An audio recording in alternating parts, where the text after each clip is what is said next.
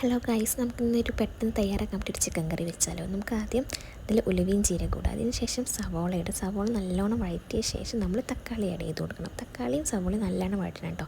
അത് കഴിഞ്ഞിട്ട് ഇഞ്ചി വെളുത്തുള്ളി പച്ചമുളക് പേസ്റ്റ് ആഡ് ചെയ്ത് കൊടുക്കാം. അത് നല്ലോണം വഴറ്റി അതിൻ്റെ ഒരു സ്മെല്ല് പച്ചമണം പോകുന്ന നേരം നമ്മൾ നല്ലോണം വഴറ്റി കൊടുക്കണം കേട്ടോ. നല്ലോണം വഴറ്റണം. അത് കഴിഞ്ഞിട്ട് നമുക്ക് മസാലകൾ ആഡ് ചെയ്യാം. മല്ലിപ്പൊടി, മഞ്ഞൾപ്പൊടി, കാശ്മീരി മുളക് പൊടി, സാദാ മുളക് പൊടി, ചിക്കൻ മസാല. കാശ്മീരി മുളക് പൊടി കളറിന് വേണ്ടിയിട്ടാട്ടോ യൂസ് ചെയ്യുന്നത്. നിങ്ങൾക്ക് എരിവിനനുസരിച്ച് നിങ്ങൾക്ക് സാദാ മുളക് പൊടി യൂസ് ചെയ്യാവുന്നതാണ്. അതിനുശേഷം ഇത് നല്ലോണം വഴറ്റി ആ മസാലകളുടെ പച്ചമണമൊക്കെ ഒന്ന് പോകുന്നവരെ നല്ലോണം വഴറ്റി കൊടുക്കുക. അതിനുശേഷം നമ്മൾ കറിവേപ്പിലയും മല്ലിത്തല ആഡ് ചെയ്ത് കൊടുക്കാം. ഇത് ആദ്യം തന്നെ ആഡ് ചെയ്യുമ്പോൾ നല്ല ഡാർക്ക് കളറാവും. അപ്പോൾ നമ്മളിതൊക്കെ ഇട്ടതിന് ശേഷം നമുക്കിത് ആഡ് ചെയ്ത് കൊടുക്കാം. അതിനുശേഷം ചിക്കൻ ആഡ് ചെയ്യുക. ചിക്കൻ നല്ലോണം അങ്ങനെ മിക്സ് ആക്കുക. ചിക്കനിൽ മസാല എല്ലാവരും പിടിക്കുന്ന രൂപത്തിലാക്കാം. അതിനുശേഷം നമ്മൾ നാരങ്ങ ആഡ് ചെയ്യുന്നുണ്ട്. അതെന്തിനാണെന്ന് വെച്ചാൽ ചിക്കൻ ഉടഞ്ഞു പോകാണ്ടിരിക്കാൻ വേണ്ടിയിട്ടാണ് ഈ നാരങ്ങ നമ്മൾ പിഴിഞ്ഞൊഴിക്കുന്നത്. അതിനുശേഷം നല്ലോണം അടച്ച് വെച്ചിട്ട് ഒന്ന് ജസ്റ്റ് വേവിച്ചെടുക്കാം. അതിൽ വെള്ളമൊക്കെ ആഡ് ആക്കിയിട്ടുണ്ട്, അത് എടുക്കാൻ മറന്നു പോയതാണ്.